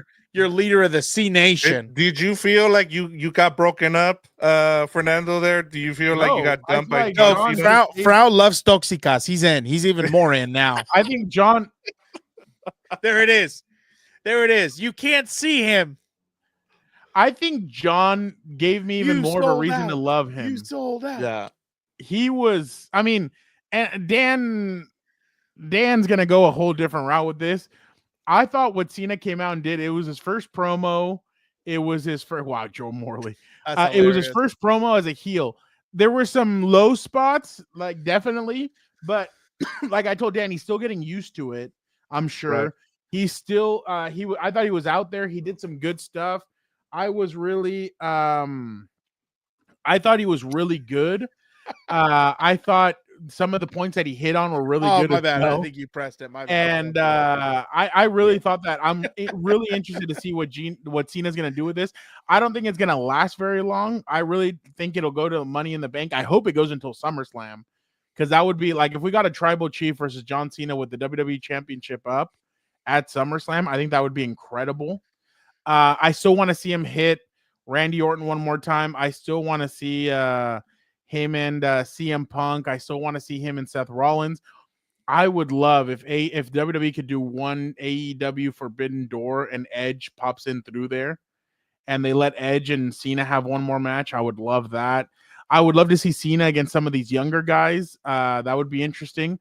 But ultimately, I thought Cero miedo. Oh my God. But I definitely think that Cena had some good points. The one thing I do agree with, what I saw on Twitter, was they protected Cody Rhodes yesterday. I think they were a little bit nervous that if Cena kind of got on the mic with him, I don't know. because Cody Rhodes came out, said something to Cena, and then left. And I'm kind of like, Yeah, I why totally aren't we get trading that. jabs, especially if it's going to be a limited? Like, I do if agree with Cena's that. not That was gonna- stupid. if Cena's not going to be there, if Cena's going to be there almost every week, okay, I get it. Shut the hell up, Joe. That'd be an easy match. Light work. Light work. I think if Cena's not going to be there, like if he's not going to be there every single Monday leading up to this, or every single Friday leading up to this would have been a good opportunity for them to Light kind of work, Joe. spar. But you could just tell, and Dan is the one that pointed this out, Vic. John had goosebumps on his arms. Like there was multiple times where the crowd was going crazy on him, and you could just tell he had goosebumps. And I honestly, I was cool with it. I liked it. The only thing is he did come off at times as like a little bit whiny, but like Dan said he did. But I did kind of I thought it was great. I thought there were some good points that he made. I love the whole. It's been 20 years, and you guys are running with the same joke about me being invisible. That was I get funny. tired out. Like there were Yeah. some good points that he hit, but like I told Dan, he's not going to use all of his material on the first night. yeah, He was letting the crowd do the material for him, and now I'm interested to see. By the way, I did tell Dan. I'll let you guys go next. I did tell Dan when they were saying like shut the F up, all this stuff. They hadn't. You could tell they all That had was hilarious. accents, so it was so funny to kind of hear it. But I loved it. I thought if you were gonna do this anywhere in Europe, it was gonna be perfect. Yeah. Because the United States, like you're only gonna get that in certain parts of the U.S. where Yeah. fans are great. In Europe, you're gonna get it everywhere, dude. They were in Brussels, Belgium. They trusted Brussels to be the first one to do this. And Brussels hit it out of the park. I thought it was great. Now that kid is a meme. The John Cena, the one where he's like, oh yeah, that kid right there, and that kid's now a meme and all over the internet. I think what they did, and again, I know Dan will push back on this. I thought the laziest thing would have been having him go the rest of this year as like a normal babyface Cena all the way. The fact that they did this and pulled the trigger on it, now I'm really vested. And you heard what Doug said. Now he like, and Doug's an on and off watcher. Now he's like, yeah, no, I'm watching leading up to WrestleMania because I really want to see what this is going to be. But I thought it was great. I love what I'm interested to see, because Cena still yet hasn't mentioned why he joined The Rock. We haven't heard any of that. So did now, what? why did he join The Rock? Oh, he's The Rock's bitch. Got it. What are they going to get out of this? I'm really interested in all this, and I can't wait to see what the dynamic is between The Rock and Cena, and even Travis Scott, who, by the way, Cody Rhodes lasted 2 weeks with a black eye because of him. So that's definitely interesting. But Vic, what did you make of this? Yeah, I was just gonna say, I thought, you covered the whole John Cena stuff. I thought WWE did a good job. I was a little bit in terms of kind of questioning why they, like you said, why are you doing these shows in Europe? But then you look at the crowd and the pop from being in Spain and then now being in Brussels. I thought that was really good. You also hit on the whole Netflix thing. I thought, you mentioned that how Dan's been watching it a lot more. I've been watching it a lot more just because I have access to go and watch it whenever I want. Oh yeah. I don't have to wait around. I mean, I don't have to, hey, if I missed it live, I'm not gonna go back. So I love it. Yeah, so that's another cool thing about it. In terms of his promo, I thought it was really good. Like I said, I sent the group what was it, a cinema, it was cinema. Oh yeah. I thought he did a great job. It just tells you that you might not have his wrestling skills might not be there. He's not in his prime, of course. No, but his vocal skills on the mic are still there, and that won't go away. And sometimes that's the best thing. Like we were just having a conversation, me and Megan, because we went to go see this movie called Black Bag. Who is the director? Is the director of it is the guy from the Ocean's movies. And the movie, I'm not going to spoil it for you guys, but there is a lot of it's a lot of talking, and so it kind of sets up the whole story that way. There's not a lot of action to it, and so that's the thing where Cena kind of excels, and I thought that was really good for him. That's what I was telling Dan, that when Cena, even when even when Roman started becoming the tribal chief, Tom, yes, they signed Andre James today. When Roman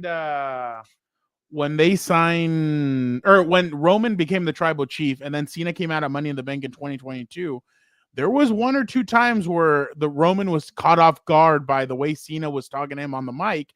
And that just happens because Cena can do all that stuff. So I completely understand why maybe you have some reservations when it comes to having Cody, but Cody's going to have to do it at one point. Yeah. He's going to have to go up against him, and it's going to be interesting to see if he can hang with him during the whole thing. Isn't he there next Monday? Yeah, they're both going to be there, and I think they're in Edinburgh. So that's the last Europe of the leg, right? And then they get ready for WrestleMania, right? Exactly. Yeah, and so that'll be something to kind of keep an eye on. But I was really impressed. Like I said, I caught it late, and then of course you see the kid you mentioned. I thought that was a great thing. They've been, my only disappointment, I'll say this, has nothing to do with Cena, is the whole Rhea Ripley thing that that's has going been on so there. dumb. Really that has lazy. Been so dumb. Yeah. I'm like, what are we doing here? Like, ultimately, they know that Io's not going to be a heel, and neither is Bianca, so they need a heel in it. Because Bianca, if you hear Bianca and Io, they're way too. But like, my question goes back all the way to why did Liv have to drop the belt if you were just going to put it on Io and have those three fight at WrestleMania for it? And you might as well should have just kept it on Liv, had Io beat Liv if you're going to do that, and then have that triple threat match between these three, and then put Liv on the tag team championships. But yeah, that's kind of dropped the ball, and I think the Charlotte Flair. Who cares about that one? That one I don't want to see anything. I don't want to see that at all. A little lame, but I think Liv right now is the one carrying the women's division. What worries me? Those shoes she was wearing, I was like, oh yeah, go girl. My biggest worry though of now with Rhea is like, I feel like I'm starting to get a Charlotte Flair vibe from her. Where if she's not in the championship, like, what are we gonna do with this chick? And that bothers me because I think she has a lot of talent. I think she's very good. But yeah, I agree with you, Vic. The way they've set this whole thing up is so stupid. I couldn't believe it. I was like, this looks like something out of a cartoon, dude. It's just so dumb. But anyway, so now you want me to go for John Cena? Is that why I'm on the big screen? Sure, why not? Okay. My whole thing with John Cena, I love the fact that he turned heel. I just don't like that he's The Rock's bitch. That's something separate and aside. With him Monday, I thought like, he had a lot of good moments of like funny references, like good things he said and stuff like that. Obviously it worked the crowd, but I'm like, where's the guy that silenced The Rock, the great one? I had never seen someone silence, the pie eating, if you smell everything else, you know what I mean? And, I was like, where's that guy at? Like, I didn't think it was his best. It reminded me a lot of CM Punk when he was talking about, his face isn't on the ice creams and all that, and how the people cheering for him are worse because they buy that crap and then they shove it in his face at an airport at 5 a.m. to sign. But CM Punk obviously did it better. So, Well, we all know Cena's not flying commercial. So even more the reason he should be at every show for his farewell tour, right? He's a busy guy. Oh, okay. But that's a heel. That's a heel work. Him not being at every show. How are you supposed to build up if you don't even know what the guy's doing or saying? Frown, a guy like him doesn't need to do it. He doesn't need to be at every show. Okay, I'm not saying he needs to be at every show. I'm not saying he needs to be at every show, but for the buildup of WrestleMania, he should be. I had to wait 2 to 3 weeks before I even find out what happened 2 to 3 weeks ago at Elimination Chamber or whatever it was. Like, he was busy in India. About? Yeah, that's great. That's great. Then move the whole show over to Hungary or wherever he is, and let's just do it out there. What are we doing? But not his best promo work. I wasn't, very impressed. He sounded whiny. He sounded bitchy. Again, the heel that I would have loved to have seen is, the Tyrant that they said he was backstage and all that. That's what I was waiting for too. Like, I've been the one collecting champion. Like I thought he was kind of getting there. I don't put guys over. I don't this. Yeah, I was waiting for that, but I feel like he's bringing that up. Like I wanted him to be like, I'm done doing this. I'm done being a company man or something like that. You know what I mean? I would have even been happy if like, on Monday, Charlotte Flair came out and said, you're not beating my dad's streak. Yeah, no one cares about her. She's irrelevant. She's there because of her father. Any true fan knows that. No, she's athletic. She's good in the ring. No, she has skill, but let's be real. Her mic skills suck. Yeah. Her stories have usually sucked. And if she's not in a title, she's not doing anything else. She had that storyline with Becky Lynch. That was pretty good. But yeah. Great. I'm sure Becky carried it. Not worried. But what was I getting at? I miss Becky. I do miss Becky. Becky was the best. Hopefully we get her either. Well, I think she's going to come back and she's going to have to challenge Liv. Liv is saying that she retired Becky Lynch. Oh, yeah, that'll happen soon. That'll happen soon. It's going to have to happen. But going back to John Cena, like the other thing is also like, this is what I was going to say. I wish on Monday, but I mean, I know this is going to ruffle some feathers up the WWE ladder. I would have loved if he would have been just gone fully committed and been like, look what you guys did to Hulk Hogan. And I mean, obviously, I understand he has his own backstory, but look what you guys did for Hulk Hogan. You cheered for him for 40 years, whatever it is. Then as soon as he wasn't good or whatever, you spat him out and you started booing him and shit like that. You know what I mean? Just something a little more. Like, it's only his first time. Something was missing. And he's a heel virgin. It was his first time. That's not true. That's not true. He's not a heel. No, he wasn't a heel when he was the doctor of thugonomics. Never mind. That actually looks kind of grotesque. I'm sorry I did that. But Doctor of Thugonomics was light years ahead of all. But he wasn't a heel there. I think he was more of like an anti-hero, whatever. Yeah, sure. He would wear the opposing jersey, or he'll wear the jersey of the city that he's in. Yeah, but like all his promos there were honestly really good. The raps were really good. But that's what I'm getting at. Like, where was the fire? Like, I don't know. Like, obviously he was angry. Obviously he had good points. He had good points that were good. But then, like, he lets Cody get the last word and leave, and he just waits to exit the ring when it's his turn. Like, wait. It was just weird. It was weird. So you wanted him to like bury Cody there. I did actually. Okay. Yeah. How is he gonna? If you're a heel, how are you gonna let him talk to you like that, and then you're not even gonna say anything? Just wait. It's coming. We'll see Monday. I'm interested to see what happens Monday. And then I'm with that. If we don't get it on Monday, then I understand where Dan is coming from. Like, Yeah, Don't like listen it to that wasn't his best psycho. promo work, and for him to turn all of a sudden, I was expecting something legit. Like wait. yeah, I was entertained because it's Cena. Yeah, I was entertained because it's something new. Yeah, I was watching and hanging on to every word. If they don't have But it's- Cody and him combat on the mic, that means that they're nervous that Cody can't hang. Then he with can't him. do it. He can't do it, and he needs to do what He might as well Roman just hand Reigns the did. championship over to Cena so he can get a 17th. Well, there you go. Well, I saw that clip recently where I forgot who he was rivaling, and he said, no one's going to know you 15 years from now. The only thing they're going to know you as is a trivia answer. Who did John Cena beat for the 17th title? I forgot who it was. It was actually really good. But you know what I mean? I'm like, where's the fire? Where's the good storytelling? Like Don't worry. the whole time he's It's like, coming. oh, you guys. You're not you going to guys give it away on the booed first me." time. It's By the so way, dumb. Frown, but you got a hook though. You got a hook. the hook was kicking him in the nuts and turning on him. Oh God! I did like what you said though, Frown. Oh, my God. We better get Ben Diesel. That was the rogue agent. That'd be hilarious. Me. Yeah. Tom, you ever think about how Mr. Nobody found you? Yeah. He was a snake in that one too. Well, don't you remember? And then I don't. obviously- I try to forget those Oh, movies. we can watch it in a little while if you want. I'm good. I'd rather watch Drive to Survive. But you know what I mean? Like there was just a lot to me missing. I'm like, because usually, I'm gonna be honest, I'm not really a John Cena guy, but his promos usually are really good. And this one, I was just kind of like lackluster. Like, I'm like, where's the guy who took on The Rock? He quieted The Rock. Like, who's ever done that? I do want to see him go at it with Drew, though. I do want to see that. Drew McIntyre would be a sick one. Of course they do. But I liked your idea. How they should have put changed the shirts up, but a little play on words. That would have been funny.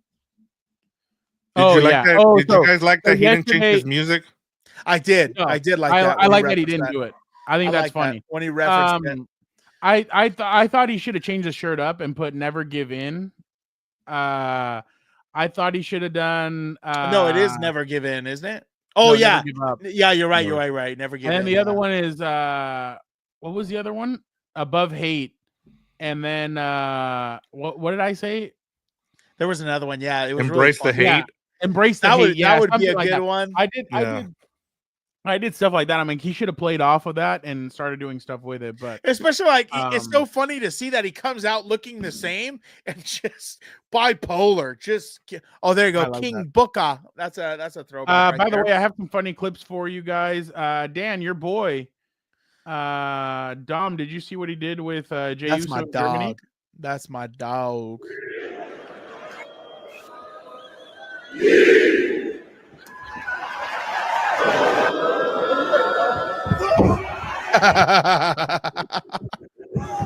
That's hilarious.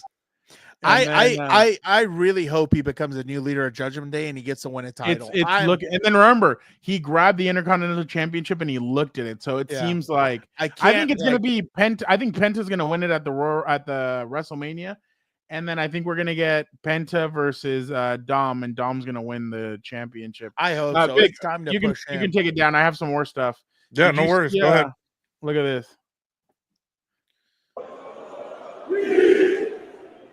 Oh no! Oh, I did see this. Oh, I saw that. Oh, now is that the ropes or is that just him? It just happened. That was him. He didn't get it. I have another thing, Vic. He didn't go far or high enough. Yeah, he didn't. He didn't jump high enough. Okay, so 5 years ago on Sunday, Becky Lynch joined. Becky Lynch joined Stone Cold Steve Austin, and in the ring, and she gave Byron Saxton a stunner. 5 years ago from Sunday, which was 3/16 day. That was when we were still in COVID, and he came. It was I think in 2020, and she came out and she talked about she was with Stone Cold and everything. Well, listen to what happened that night after her and Steve Austin got drunk. What was the decision when you just said, "Hey, let's start a family"? Well, so I mean, that was always the goal, but I didn't know that it would happen so quickly. But then there was a 316 day, and I end up getting really drunk on TV. And then anyway, 9 months later, I had a baby. So Are trying to tell me it's Steve Austin's or what? No. So that night after 316, she went home with Seth, and that's when they conceived the baby. So that's her actually being funny. drunk that night, that was pretty. I thought that was actually really funny. That's really funny. Yeah. Seeing that, and then obviously last few before we head over to this is obviously the post of Cena.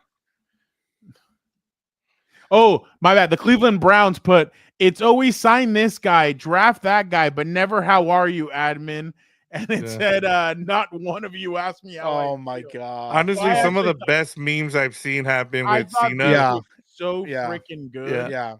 I thought they did a really good job. And then obviously the last one was remember this from the show? Oh, that was funny. John Cena broke my son's heart. Yeah.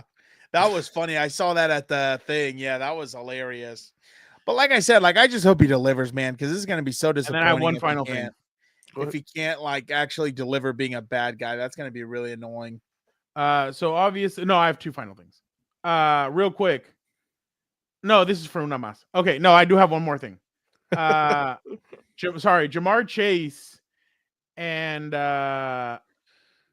was asked about during his press conference why he decided to commit long term to Cincinnati. You have to listen to this. For me, I like Cincinnati because it gives me the opportunity to come here and focus.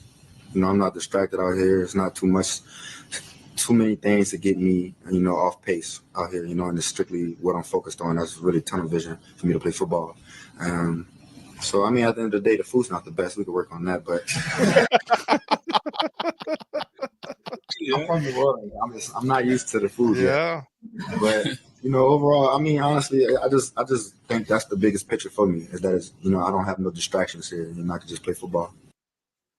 By the way, I do have to give Jamar Chase a lot of credit because I know Joe Burrow was pushing for it, but Jamar told him, sign with my agent. I want to be here as long as T. Higgins is going to be here. Like that. Obviously he still signed for the 40+ million, but at the same time, he said he wanted to be there with his guy, T. Higgins. And he basically, I think he had said, right, Vic, that if T. Higgins was there, he would have to rethink. If he wasn't there, he would have to rethink his future in Cincinnati. So he's wanted T. Higgins there, and now thanks to him and the agent. So the agent basically said, Dan, this is a 2-for-1. Like if you're gonna want one, you're gonna have to get the other. So that was definitely pretty interesting to see. But I actually thought that was really a really funny clip. I'm from New Orleans. I'm not used to the food. That's hilarious. New Orleans did have really good food, though. Yeah, really good food. Sometimes you got one more, Fernando? Yeah, I'm wondering. What he's let me do one more, and then we'll go to una más. Keon Coleman was asked about what it was like to go to Josh Allen's house and eat at his place. So the first time they invited me to dinner at this place, I don't even know what this was. The woman cooked. It looked like we was eating onions, fish, and bread. I was like, this is like the stuff Jesus fed the people in the little children book. Like the little children book they give you. Like that's what that looked like. I said, man, what is this, bro? So oh my God. This is what Jesus Christ fed the people in the children's book. Oh my God. Oh shit, that was pretty good. Gunter is supposedly suffering from an injury. Oh no. No, it's a back injury carrying Jey Uso the last few months. I was about to say, that's hilarious. That one to me is also, speaking of what Vic was going on for Io Sky and them, that one's kind of been disappointing too, I think. Not a very good buildup. You're just kind of like, okay, there it is. Well, I just wonder what they're going to do with him. Yeah. Because it just seems like this championship match needs more. Yeah. Yeah, I don't know. They've kind of had a few promos and they're okay. Like, it's like the problem is sometimes too, like you run into the thing where like if you can only be the underdog, I feel like you can't do every promo like that. You know what I mean? Like how many times we've already heard them talk about, being doubted and this, that, and that. And I'm kind of like, you're kind of piling these up too close together, and you start to notice, I feel it. All right, let us go now and finish off with una más. No, with Burial of the Week. Sorry.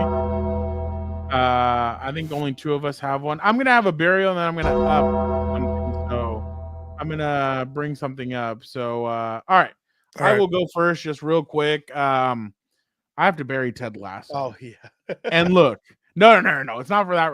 No, I know. You left me wanting something when it came to. I thought that their third season was okay, but like we never saw him win a championship.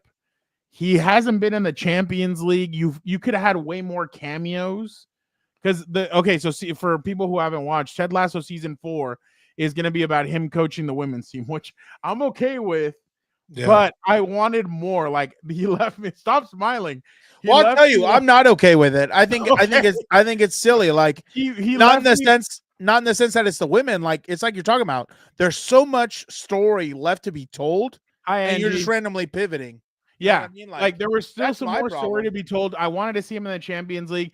I thought if they could have brought Jude Bellingham, some of these Jack Grealish, guys like that, because all you used was Pep Guardiola, and that's cool and everything.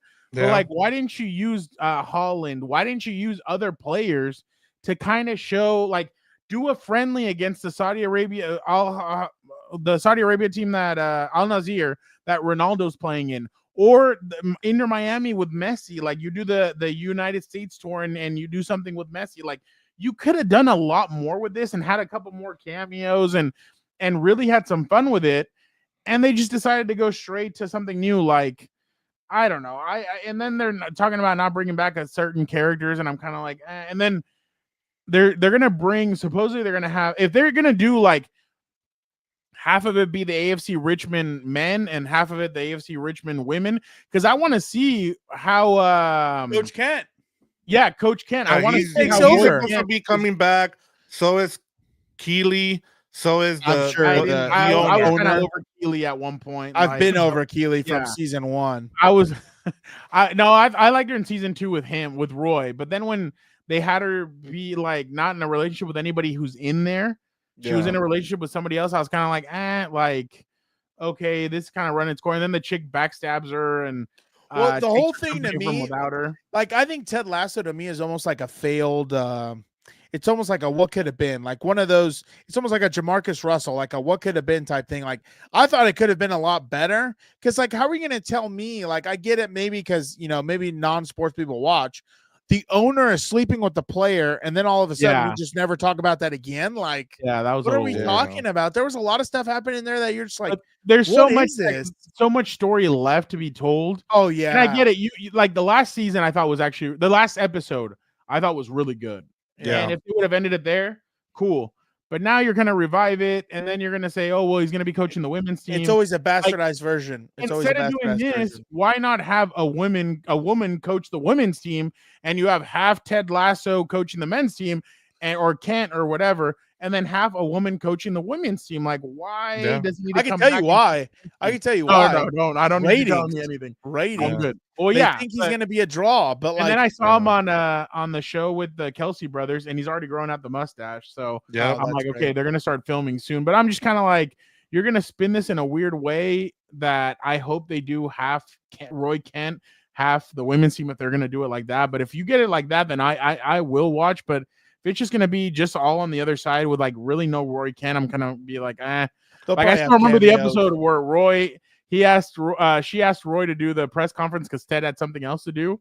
And he sends Beard out there, and Beard's fighting and cursing. And then he goes, "Oi, Kent!" And then she yells at him about doing the press conference. So I actually thought that would have been like, that's pretty funny. But I hope they do right by this and they don't screw this up, to be honest. They won't. They'll screw it up. Look at half of these live actions. Yeah, because I mean, Roy Kent takes over as the head coach, right? He's the main coach, right? Manager. So I the way I would kind of do it is have him kind of get fired and then have him team up with Ted Lasso and hey, like let's run the women's team and then go from there. But we'll see what happens. I mean, there's a lot there in terms of what they can use. Yeah. And I'm with you. I mean, that also now, because of the access that Apple has, they can go and get some of those players now. I felt like in the first 3 years, it was kind of hard just because you don't want to interfere with some of the players and in terms of having to pay them that much money. But as of right now, you can have access to them. I'm sure now some of the and Messi is getting part of Apple with TV Apple, money. yeah, exactly. So bullshit, you're not going to do it Yeah. unless you get paid. You're already Right. getting paid. Get in there, stupid ass, and you're a big fraud anyway. Get in there and do something. So, by the way, I hope I don't get dinged for this. I want to play it though, just because it's so funny. Dude. Oi, Kent! Get your hairy ass into my office now!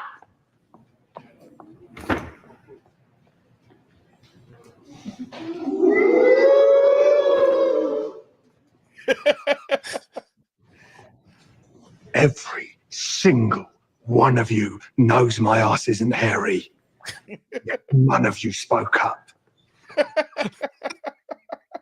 So just give me So some, good. like, give me Yeah. half and half. I don't Yeah. care. Just There's need so much left. There's so like, much left. I just want to see. And then Jamie's not going to be there, so I'm kind of like I'm sure he's going to have small cameos, but it's like Jamie and his relationship was always the best. Oh like, yeah, they were amazing. But I do want to do an thumbs up to somebody.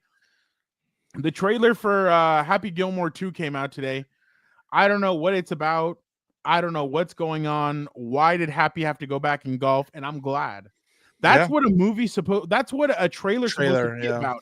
Not 2.5 to 3 minutes of them explaining it to us what's going to happen during the whole story. Or giving the whole movie away. Exactly. Yeah. I love this. It's 1 minute and 35 seconds with a bunch of cameos from Ben Stiller. You don't even know why Shooter's back there, but you see Shooter screaming and he's in the rain, getting rained on. Like, I love that part.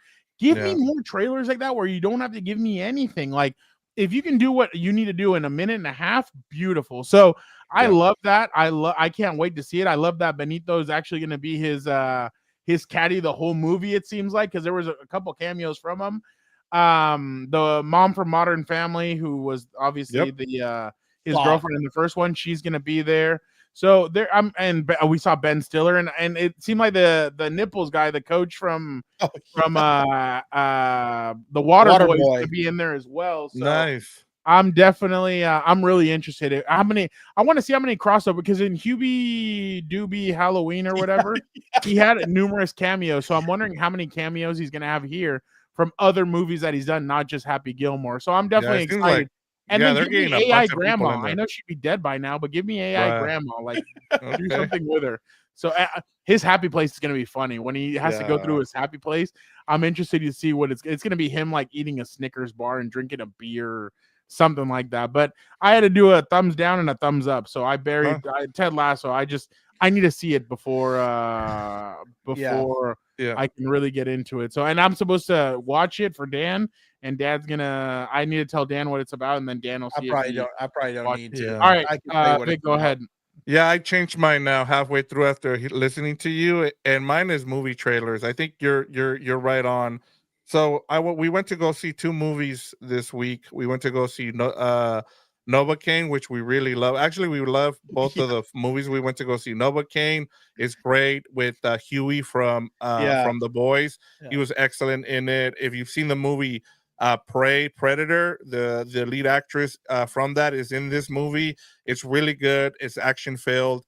But the thing is that with AMC, you're having to be there for about 30 minutes watching trailers, and as you just said, like, you end up watching like the whole movie, and by the end of it, like the whole trailer, like in that whatever 30 seconds, you end up watching the whole movie, and you're like, I don't really want to watch it. And then it's been pretty consistent lately with the trailers. Is you get one MCU movie, then you get 4 horror movies, and then you get another like movie where they're giving you all the whole movie in there, and I'm just like, I really want to go and see. And then one more thing in terms of movie trailers, this also goes to Netflix. I'm gonna bury Netflix. They put out a movie, I think it was Electric something, with Chris Pratt and Eleven, where it cost them $320 million, and they're trying to ruin the movie. Like, I still like going to the movies and watching the movies. I don't need to be home watching it. I understand, like, it's up to you whether you want to do that. But the fact that Netflix is trying to do that, I really do not like that. I still enjoy going to the movies, and so So do I. Yeah. yeah. I mean, look, not every movie, and I like going supporting, like Dan has been saying. Hey, there's original stuff. Like I said, I went to go watch Black Bag, which was great, with the guy from X-Men. He's really good in there. And then you have Novocaine, which is also, it's kind of like a superhero movie, but without being attached to any comic book, and I thought it was really good. So there's original stuff out there that you can go watch. We're trying to plan and go see Mickey 17 with the guy from what is it, Twilight. Yeah, like, so Robert I just can't believe Pattinson. they've never solved the whole like markup for their concessions. Like that to me is still criminal. Like past Robert COVID and everything else, like you're still charging so much money for candy and stuff like that you'll get somewhere for like $1. Yes, and this is Oh, I want to this go. movie coming yeah. out this year is 28 years later. It looks really Yeah, good. that looks interesting. Yeah. Yeah. Oh, I heard about Novocaine. That's Dennis Yeah. Quaid's son. Yeah. That's the one where he feels no can't get pain. hurt. Yeah, he feels no pain or whatever. It's so good. Like it's I'm telling you, I went to go see it. I highly recommend it if you get a chance. It also has the kid who plays Spider-Man's best friend in that movie. Oh, as really? well. And then the bad guy, you're gonna see it's somebody who is the son of a famous actor. I don't want to give it away, but yeah, it's really good. Is Black Bag a spy movie or what? Oh, Yeah, it's kind of it is a spy movie. It's really good. That's another good one, and it's from the director of the Ocean's 11 movies. It's like you ever see Allied? I have not. Allied was like that, about a spy whose wife betrays or whatever. Yeah. Crazy. Yeah. Oh, Final Destination. Dan and I have been watching the Final Destinations lately, so 6 or 7. Yeah, I'm interested. It's still we on. still have to finish all We those. just Yeah. rewatched the first one, and we were like, wow, like there was some stuff we forgot about, but it's pretty. Yeah, they're pretty good. Vic, can you take this off real quick? Yes, wanted to I show got 2 you. more things. One, obviously we're in Una Mas now, but as we're speaking about Adam Sandler, this is one of the funniest scenes ever. Oh yeah. On Saturday. That's why I'm so upset. How do you know for sure it wasn't you? Because I wasn't Oh, yeah. there. It sure looked like you were there to me. Oh, he's dead. Come on, let's figure this out together. This is a tricky situation. Do me a favor. Say, oh, Chuck, keep butter in my biscuit. Get out of here. No, I'm trying to do detective work here so we can both be happy. Dude, I feel violated. Keep buttering my biscuit. You're right, that wasn't you. You're such a loser, Chuck. Let it go, Darla. Hey, look who's here. He has moved up from Marshall's to Bloomingdale's. He didn't even know it was.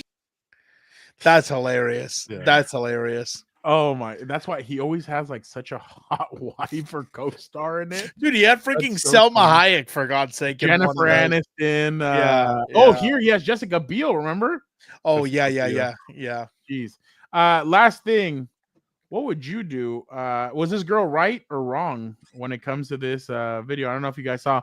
Guys, that I was found my so dad- bad. I found my was dad's so Tinder bad. account on our family No. vacation. He's been married to my mom for 20 years. That was so bad. It's ruined our family. It's just a fun. What are you talking about?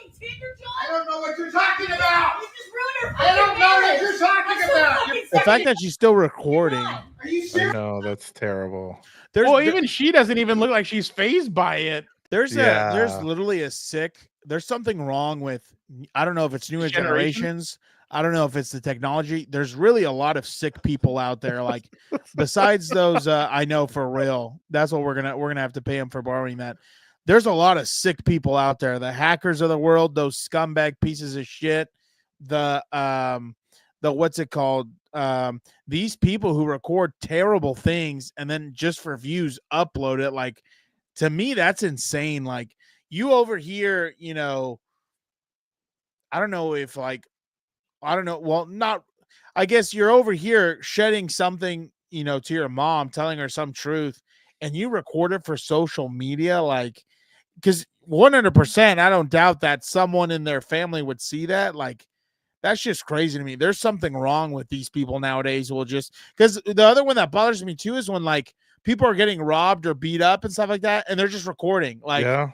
and that's just crazy to me. Like, there's really something wrong with, a lot of these people out here nowadays. I won't be paying at Uncle Jam's Army. There you go. I do have one last one. No worries. Hibachi, last one, I swear.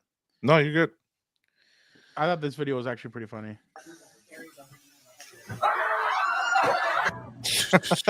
That is pretty good.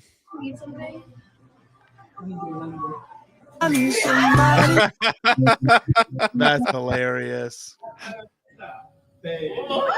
Oh my God. Watch me rap. Watch me watch me rap. Watch me. Oh yeah, that's hilarious. It's a boy.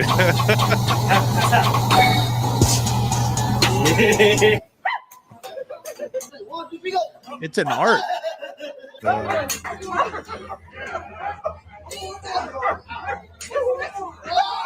Every move you make, everyone you bring,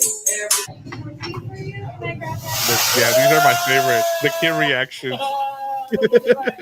Yeah, right. Exactly.